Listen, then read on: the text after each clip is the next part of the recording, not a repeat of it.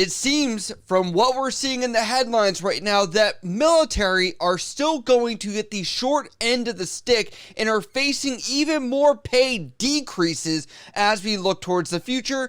And this is not clickbait. This is factual information that was going to happen until actually they backpedaled and said, oh, people are actually going to get pissed off about being paid less? Why does it take to come to this in order for anything to happen? It should be known that they're not going to accept that and lay over like a dead horse. Military.com writes, major cut to cost of living allowances planned, then put on hold for service members in Hawaii. This is written by Thomas Neville and says, U.S. service members stationed in Hawaii may see a major hit to their cost of living allowances this year, even though gas, groceries, and housing costs continue to rise on the Pacific Island chain.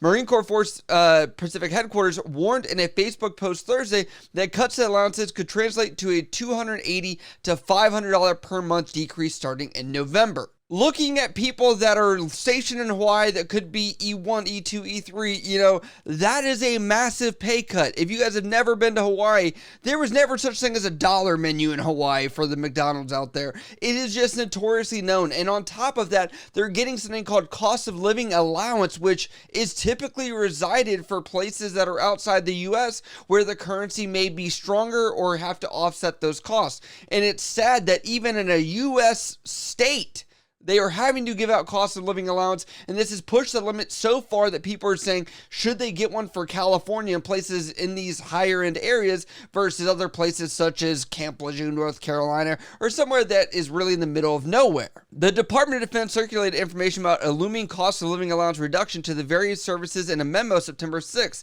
after being contacted by Military.com on Friday about the allowance cut. Commander Nicole Schwegman, a Pentagon spokeswoman, said that the memo is being rescinded and that no final decision has been made. It's even scary that that decision has not already been made, because what if they're like, oh, we're going to wait for this to, simmer down. We'll let everyone kind of get over this, and then we'll just push it through maybe afterwards. I hope that's not the case, but I'm like, it should be affirmative. We've heard you loud and clear. The voices have spoken. We know this is going to hurt you. No decision has been made to implement a change to cost of living allowance for Hawaii, Schwegman said. The department and leaders at Indo-PACOM are still reviewing the information collected in the recent living pattern survey and retail price schedule. As I did in my last video, I broke down basic housing allowance and how even in a place such as Podunk, Minot, South Dakota is a place where no one wants to go to, yet barely anybody can afford it.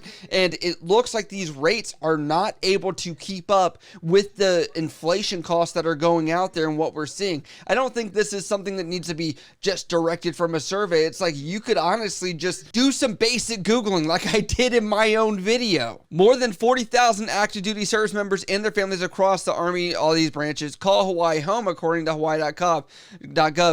They continue to say that non-taxable overseas COLA allowance exists to make living in more expensive areas more affordable for service members stationed overseas by offsetting the cost of daily expenses to make them comparable to costs for bases in the contiguous U.S. with rising in contiguous United States due to the pandemic inflation. The gap has diminished, leading to the cuts. There is also a COLA allowance for the highest cost locations in the continental U.S. I am unable to find the initial statement or memorandum that was released about this, but essentially they said it was a 10-point deduction, and then over, I believe, each month it would be 2 points less, so you would be able to adjust to this pay cut, and that way it wasn't so drastic. And that essentially would mean they're losing $500-something possibly. I don't think many people are going to move out of their houses or, X, Y, or Z to make this happen. Like, some of these people are relying on these paychecks that they're like, this is what my income is. This is fixed with a little bit of variable, not expecting over how many hundreds of dollars to be cut down from. And we're getting so drastic that there are leadership, the U.S. Army, the Sergeant Major of the Army, I guess on something that was published with his name on it or on a statement or memorandum, talks about some of the lengths that soldiers should go to in order to make ends meet, even when it comes down to obtaining basic necessities such as food. As everybody knows, in the military, it's always, you got a cot and 3 hot meals a day, but that may not be the case for much longer. Take a look at this article and see what you guys think. Army suggests soldiers fighting inflation go on food stamps. You've piqued my interest. The U.S. Army released guidance for soldiers as they fight inflation, including a suggestion that they take advantage of the SNAP program, Supplemental Nutrition Assistance Program, commonly known as food stamps. SNAP, a benefit for low-income Americans, is a program for which service members and their families may be eligible. The guidance said pointing soldiers and their families to the SNAP website and phone number. SNAP is one of several options discussed as part of the Army's financial readiness program. With inflation affecting everything from gas prices to groceries to rent, some soldiers and their families are finding it harder to get by on the budgets they've set and used before. Guidance from Sergeant Major Michael Grinson said soldiers of all ranks can seek guidance, assistance, and advice through the Army's financial readiness program. There are programs like this that are out there that military could tap into and should never have to tap into.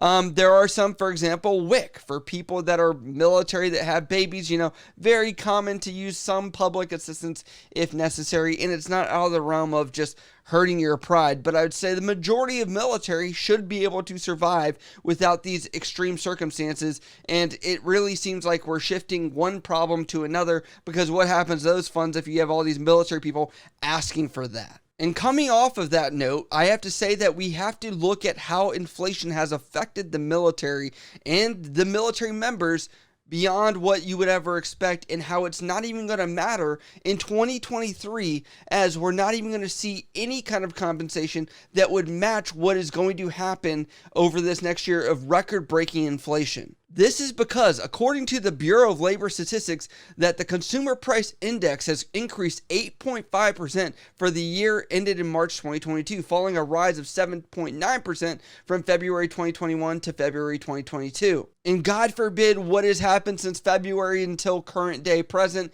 it doesn't seem like it's going to ease up at all. And to affirm with you that this military pay raise isn't going to matter is 2023 proposed military pay raise. This was back in June that they said this. They said the White House and Congress have proposed a 4.6 pay raise for the military in 2023, and the largest in nearly 2 decades. So looking at 8-ish% almost, 4% pay increase, we're still not even going to be on par with what would be expected to match what is happening. And a lot of people hated on my last video saying, oh, you're just talking about enlisted pay being knocked down. That is clickbait because this is specialized pay. Well, this isn't very special pay. Anybody stationed in Hawaii is going to get a reduction if this is put into effect. So imagine you are a person maybe stationed in Hawaii where you are maybe doing a special duty billet, where you got $450 a month.